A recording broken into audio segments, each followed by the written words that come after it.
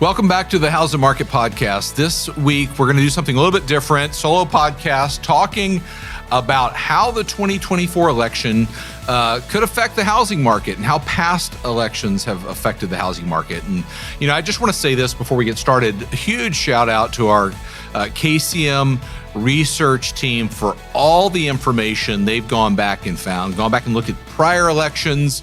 Alex and Jamie and Kate, everybody working on all of this content has done a phenomenal job of putting it together so that you can be the expert on this election cycle. Now, we're not going to get into things political, obviously, but we are going to talk about how past elections have played out in the housing market so that you can answer questions or create content and information that you want to get to the people that you're working with. So with that as a backdrop, let's go ahead and get started. We're gonna talk about elections from the perspective of how have things happened in the past and what, sort of affects things. And I want to start off with a quote from Al Lord. He said this: presidential elections years affect the national housing market and mortgage rates through three interrelated channels: uncertainty, policy expectations, and consumer confidence. So let me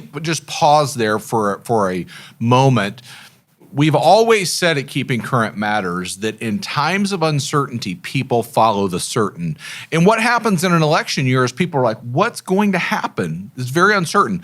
The one thing that you can be certain of is how in the past elections have affected the housing market. And so if you get a question like this, one of the best ways you can answer it is to say, how does the housing market affect home prices? And we're going to cover that. You can then say, typically, this is how an election has affected the housing market, or typically there's very little effect on this component of the housing market. That's what I want to give you. But uncertainty certainly plays into what people are thinking about an upcoming election. Second, policy expectations.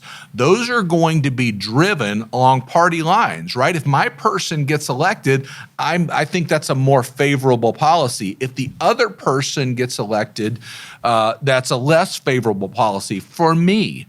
Now, it's very interesting. We did this work 4 years ago, and there was a study that the University of Michigan put out, and it basically said, in the area of permits and building and starts of new homes, that depending on which way the county went, meaning if it went red, if it went blue, the winner of the election, there were more starts in that county. And that makes sense, right? If your person wins, you're more optimistic. And so those policy expectations sway by party lines, okay? And third is consumer confidence. How confident am I in this economy? Presidential elections certainly are heavily influenced by economic situations. How do we feel in this country? Are we heading in the right direction? Do we feel, the person that's going to be elected is going to continue that policy, is going to change that policy? And certainly we want things to, in whatever year it is, whatever circumstance it is, we want to feel positive in that area. Those things affect the housing market in different ways. He goes on to say in this quote that I was reading, this is because consumers may choose to postpone major purchases or sales until they gain greater confidence in the country's direction. So that's in short a great summation of how the election plays in what we're talking about, housing. Let me go back and give you a few things that are important to remember about prior elections. If you start back in 2008, election year, and what do we know about that? We certainly know in the housing market, 2008 stands out, but it was the great financial crisis, right? And that played into the election cycle. 2012, fiscal cliff, major healthcare expansions, Obamacare was under sort of review by the Supreme Court. There was a debt crisis in Europe, so a lot going on in that election. 2016 was Brexit. 2020, oh, by the way, was COVID. And 2024, we sit at a place right now where inflation's been an issue. There's global uncertainty, geopolitical events going on, not to mention all the noise inside of this presidential election. So there's a lot of uncertainty that surrounds this. Daryl Fairweather, the chief economist at Redfin, says uncertainty over what a presidential election will mean for future economic policy can cause hesitation for some buyers and sellers. However, this usually is only a small factor in the overall market. So here's what we're going to cover today. There's 4 areas that I mentioned. Our research team's done a phenomenal job in uncovering what has typically happened in a presidential election year. What's happened with home sales, the number of homes that have been sold. What's happened with home prices, where do they stand?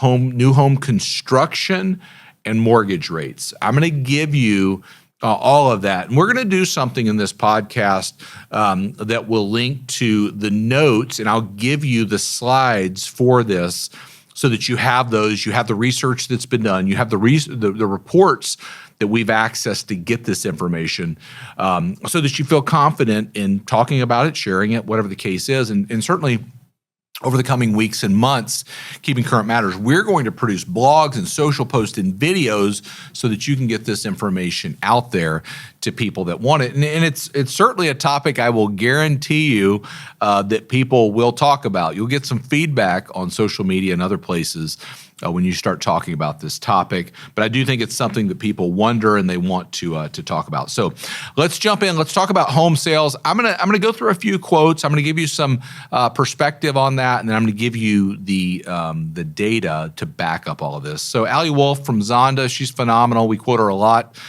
She says, usually home sales are unchanged compared to a non-election year, with the exception being in November. In an election year, November is slower than normal.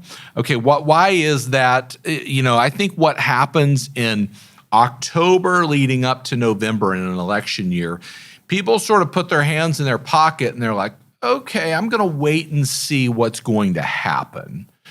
And we don't lose those sales. They just get deferred or postponed, right? People are like, I'm going to see what happens with the election. I'm not going to maybe, change my plans. I'm just going to wait and see. Ryan Serhant said, despite the talking points to the contrary, that that will inevitably become commonplace in the coming months, the data shows that elections do not necessarily result in a drop in the resale volume of primary residences. And so I think that is important. We don't see sales dropping other than in the month of November. People sort of go, let me wait and see, but it doesn't affect the overall year. Probably one of the most important things, and I would go grab this if you're interested in it, is this fact that comes from HUD and from NAR. If you look at the last presidential election cycles, more homes were sold the year following a presidential election year in 9 of the last 11 presidential elections. So let me say that again. In the last 11 election cycles, in 9 of them, more homes were sold the year after an election than the year of the election. And it's also true that the year following an election, typically in the housing market, is the best year for the number of homes that are being sold. But you can go in and grab that information. The 2 years that home sales fell following an election are 1980 in 1988, certainly times of a lot of inflation in this country. So we know the volume of homes goes up typically after an election year. So if I was answering that question, somebody says, hey, how does the election affect the number of homes that are sold in this country? Well, really doesn't have a big effect in the year, but we know typically the following year there are more homes sold. Actually, in 9 of the last elections, that's been true. So let's talk about prices. So we know what happens with the number of homes sold, but what about prices? Ryan Lundquist, praiser and housing analyst, said an election year doesn't alter the price trend that's already happening in the market. Now, I think when we talk about prices, this has been a topic that has been a hot topic in real estate over the last several years, right? Coming out of the pandemic, tremendous amount of home price appreciation in the unicorn years, appreciation like we've really never seen in this country. Now we're coming into a much more normal environment relative to prices. But what happens in the year and the year following an election? Well, we just heard the price trend that's in the market isn't largely affected, and I think we've seen that this year, right? We'll see somewhere in 2024. My guess is between 3 and 5% price appreciation in residential real estate. Now, here's where it gets interesting. Existing home sales in the last 7 of 8 election cycles, prices have gone up. One year they went down, that was 2008 to 2009. Oh, by the way, there was other things at play during that time, the great financial crisis, the housing crisis, which bottomed out around 2012. But if you take 2008, each one of those election cycles, prices went up the following year, which supports really the price case in this country that home prices continue to rise. What about sales relative to that? What typically happens in the fall is in October and November. Historically, sales fall around 10%, about 9.8%, if you look at the sort of bell curve of the year. In a presidential election year in October and November, that number is about 15%. So things do slow down a little bit more the closer you get to an election. Like we said, people are going to put their hands in their pocket and sort of say, I'm going to wait and see how this all shakes out. I want to see if my person wins. I'm going to see how this goes. But again, regardless of the outcome, a life event, a job change, whatever the case is, my decision to move up, to downsize is not going to be affected in large part by that. So let's talk about new home prices in 10 of the last elections. This is new construction. In 10 of the last election cycles, new home prices went up the year following an election cycle. So we can see that for sure in new home prices. Ali Wolf said this, I think it's important, in December following an election, and in the following year, the sales that are lost during November are recovered. It isn't that consumers say, I'm nervous and I never want to buy. They just say, I'm nervous. Let's just wait and see how things play out, like we talked about. So let's kind of go back and review that. Existing home sales, prices go up. Volume goes down slightly in October and November. New home sales, 10 of the last elections, 10 of the last 11 elections, prices have gone up. We can definitely say that. People pause and they say, I'm going to wait and see what happens, and then I'm going to make my decision. We don't lose those sales, they just get postponed, okay? Let's wrap up here and talk about mortgage rates. This was interesting in election cycles, what we found. Mortgage rates decreased in 8 of the last 11 presidential cycles leading up to the election. So what we did is we went back and looked at July to November from 1980 all the way up to 2020. That's 11 presidential cycles.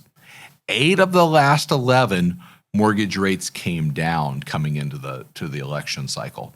Now, do I think that is directly related to the election cycle? I don't know the answer to that. But what I will tell you is when you look back historically, mortgage rates have come down. So we can speak to that and we can say, okay, this is what's typically happened in an election cycle in the year.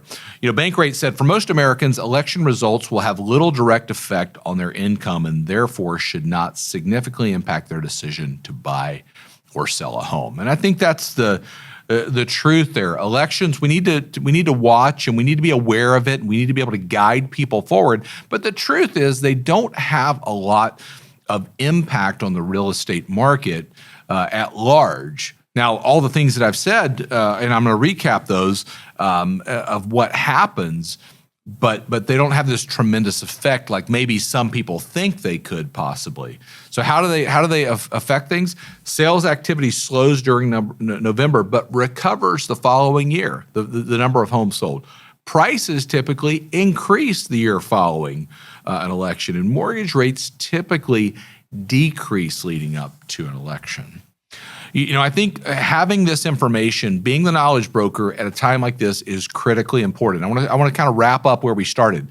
One of the biggest things that plays into people's minds in an election year is uncertainty. What's going to happen? Who's going to get elected? What is that going to mean? We can guide people forward with the confidence this is what typically happens in an election cycle. I'm going to wrap up this How's the Market podcast this way. Take this information, go to the show notes and grab these slides, use them as you educate the people that you're working with, but also use KCM content, the blogs, the social posts, the Real Talk scripts that we have to educate people on what happens during an election cycle. You'll be better off for it. Our goal with this podcast is always to give you information and invite you into a conversation that we have, maybe sometimes with the information we're finding or with other people that we invite onto the podcast. And if you know somebody that could use this information, share it with them, with maybe somebody that's in the business, maybe somebody that you're working with that wonders how the election will affect the real estate market. We'll see you back next week on How's the Market.